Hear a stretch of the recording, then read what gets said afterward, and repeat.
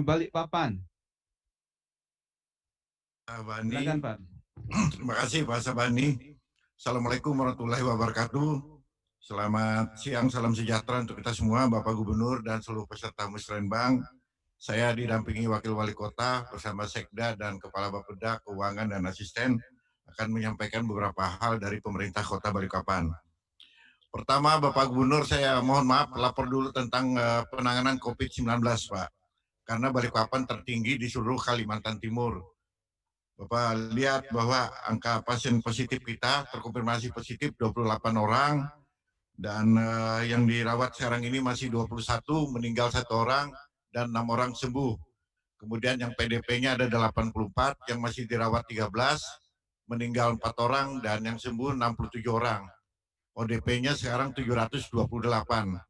Karena itu kami akan bersiap-siap mengajukan permohonan PSBB Pak Gubernur gitu, karena sudah ada juga yang transmisi lokalnya. Selanjutnya kami sampaikan kepada Bapak Gubernur. Ini Pak Gubernur, program jaring pengaman sosial yang kami petakan baik dari pusat, pemerintah provinsi dan juga pemerintah kota. Nah, kami ini belum jelas betul yang program pemerintah provinsi sampai saat ini masih meraba-raba dan sementara ini yang kami sajikan. Nah, kami minta kalau ini angkanya sudah benar dan programnya sudah benar, segera direalisasikan Pak Gubernur gitu, karena kami belum tahu kapan realisasinya. Baik bantuan langsung tunai, bahan pokok, bantuan JPS untuk nelayan dan untuk buruh dan petani.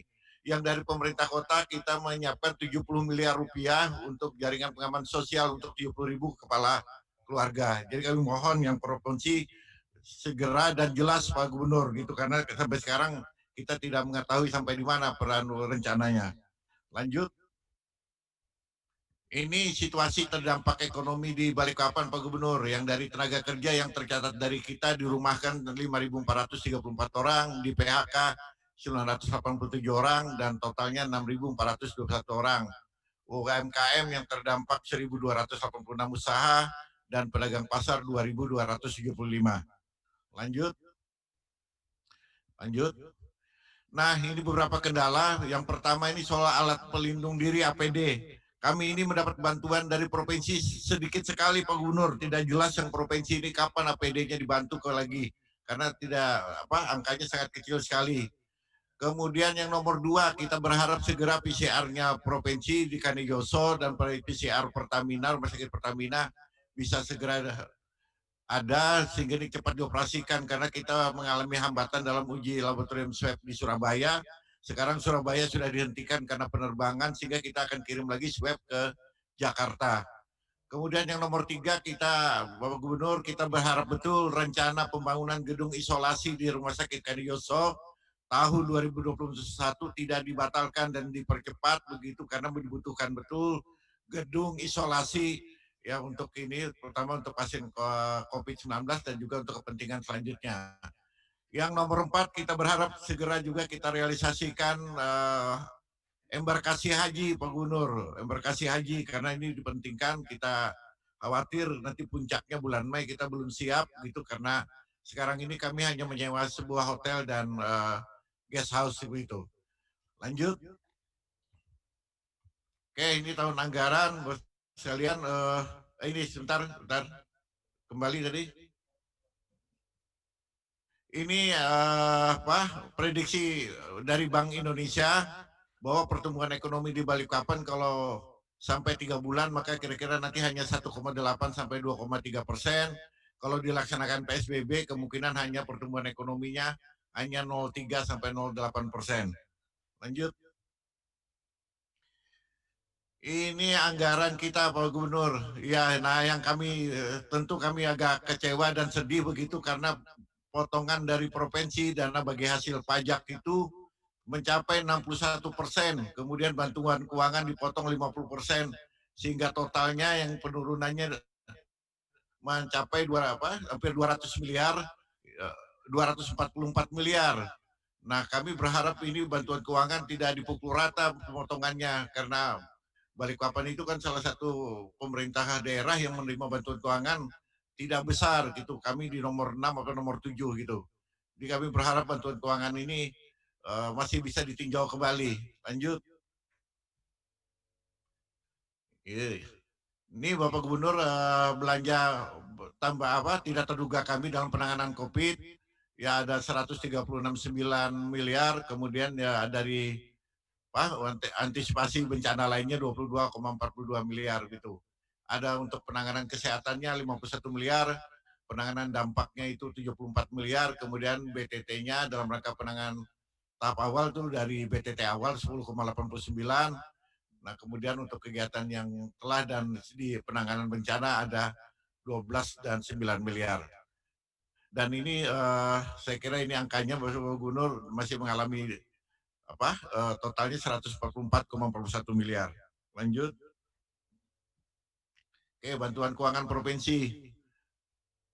Lanjut.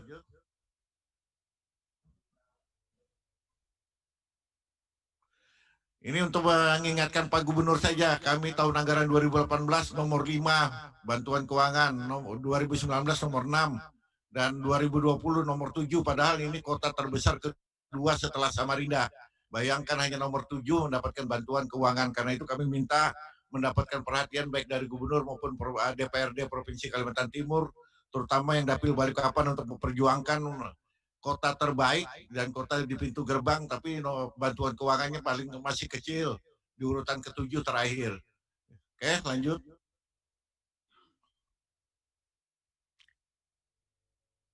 Ini yang situasinya yang 104 bantuan keuangan 2020, lalu dipangkas 50%, maka tinggal 52%.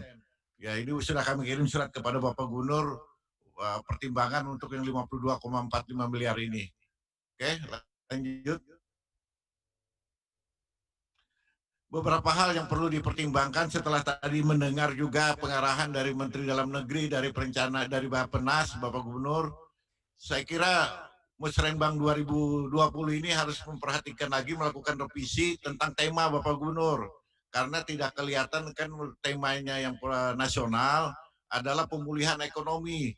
Sehingga kita perlu, saya mohon izin kepada Bapak Gubernur agar Musrenbang walaupun hari ini sudah disimpulkan masih dibuka ruang untuk usulan pemulihan ekonomi dan mensinergikan dengan program rencana nasional karena ada pemulihan ekonomi gitu.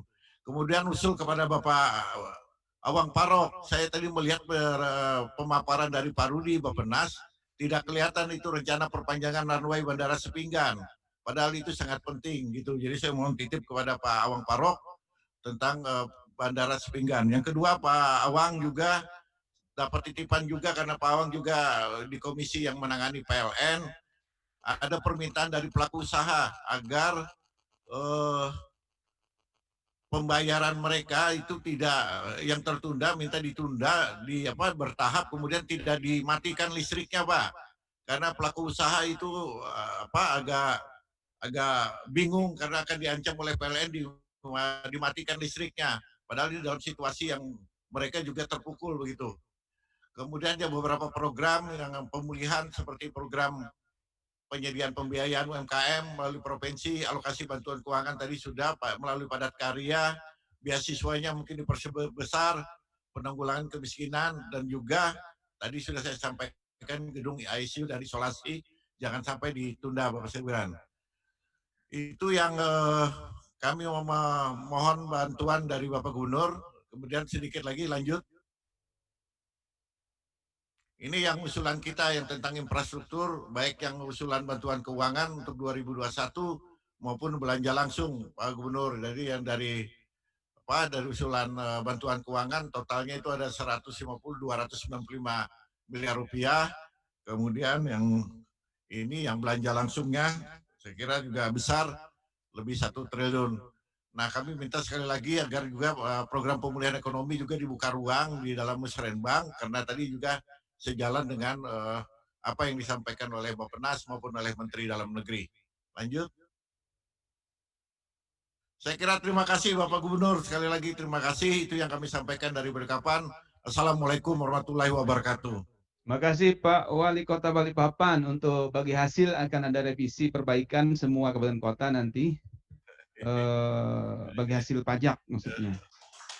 Kemudian untuk asrama haji, silahkan dipersiapkan Pak Wali Kota.